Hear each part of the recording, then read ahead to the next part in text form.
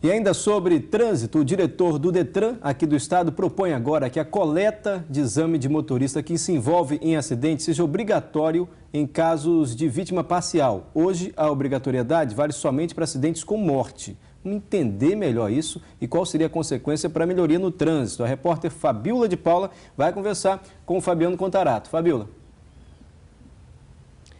Pois é, Mari, essa questão, o diretor do Detran aqui do estado, Fabiano Contarato, já discutiu na semana passada em Brasília. Eu vou conversar com ele então aqui agora para dar mais detalhes para a gente. Por que incluir também esse exame agora, né, no caso de vítimas parciais, diretor? Bom dia. Bom dia. Na verdade, isso busca preservar uma prova.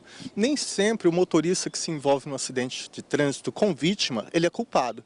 Vou explicar. Se hoje um motorista atropela uma vítima e ela falece no local, automaticamente é feito o exame etílico e toxicológico. Aliás, essa já foi uma alteração que eu sugeri em nível nacional, porque no Brasil não é feito, no Espírito Santo é. Não só faz, a lei só fala exame de alcoolemia, ou seja, detecta álcool para vítima fatal. Eu propus que seja colocado alcoolemia e toxicológico. E às vezes você atropela uma pessoa, ele não está sob influência do álcool, mas ele está sob qualquer influência de outras substâncias de efeito psicoativo, como crack, cocaína, maconha, e aí você tem como excluir a responsabilidade do motorista. Então isso hoje no Espírito Santo já é feito. A proposta que eu fiz é que para toda e qualquer vítima que não faleça, por exemplo, você atropela um pedestre, ele estava, entre aspas, visivelmente alcoolizado, ele é encaminhado para o hospital. O hospital não coleta o material para fazer exame etílico e toxicológico. Logo, se aquela vítima falecer 2, 3 dias depois, o motorista vai ser responsabilizado criminalmente, civilmente, administrativamente. O que nós propomos é, quando qualquer vítima em acidente de trânsito que der entrada em hospital da rede pública ou particular, quando o médico coletar o exame, o sangue para fazer os exames normais, vai ser disponibilizado um anticoagulante. Esse médico vai coletar esse material, vai mandar para o laboratório de toxicologia e vai se preservar a prova.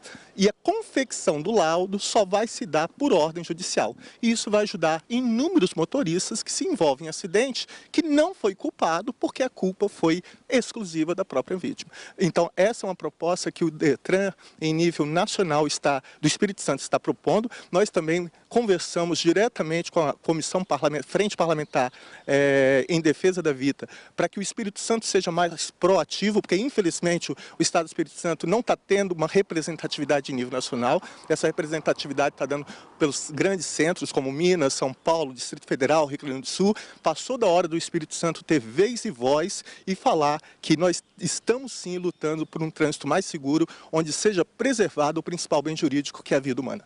Como foi vista essa proposta do senhor lá? Como foi recebida? Foi recebida muito bem, já foi consignado em ata, isso já vai ser encaminhado para o Denatran, que é o Departamento Nacional de Trânsito, e também para o CONTRAN, que é o Conselho Nacional de Trânsito. Aliás, nós propomos que o Espírito Santo esteja um representante, tanto no Denatran como no CONTRAN, para participar efetivamente nas fiscalizações, na educação para o trânsito, na elaboração de resoluções que garantam aí a humanização, né? É preciso que a sociedade entenda que nós temos que ter um trânsito seguro em que haja um processo mais de humanização, é humanizar a dor. Infelizmente, hoje, no Brasil, o único condenado em acidente de trânsito é a família da vítima, que sofre pela dor da perda e pela dor da impunidade. Serão mais exames, significa mais custos? O governo consegue arcar com isso? Não, isso já foi feito, a Polícia Civil tem como disponibilizar anticoagulante para os hospitais, o médico vai coletar o sangue, deu entrada, ele coleta o sangue normal para fazer os exames laboratoriais, coloca um anticoagulante, manda para o laboratório de toxicologia, vai ser feito o exame etílico e toxicológico, e aí sim nós vamos ter a preservação da prova, a busca da verdade real. Só um momento que o Mário tem uma pergunta lá no estúdio, Fabiano. Acho que está muito clara essa explicação do diretor do Detran.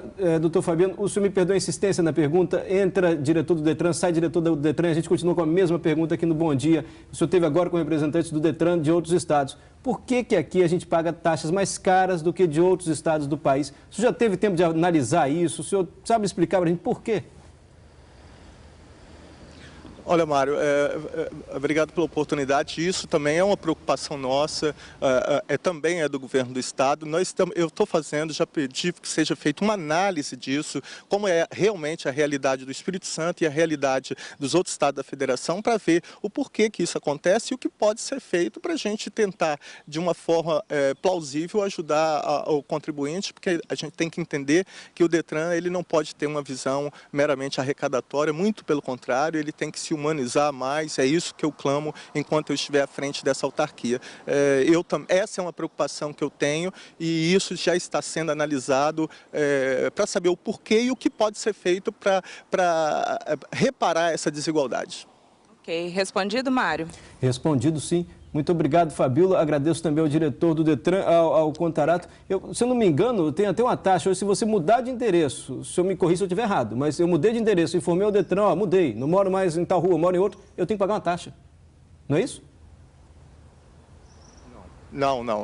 Isso não, essa comunicação, a mudança de endereço não, isso é gratuito, ele pode fazer ou a comunicação de venda do veículo ou a mudança de endereço normalmente. Agora acho que é isso. Obrigado mais uma vez, Fabíola. Obrigado ao diretor do Detran, Fabiano Contarato, explicando para a gente por que dessa obrigatoriedade de se fazer os exames aí para preservar até o motorista, no caso se a vítima estiver alcoolizada, e ele reconhecendo que vai tentar analisar por que a gente paga taxas mais caras no Detran aqui do Espírito Santo, comparando com outros estados.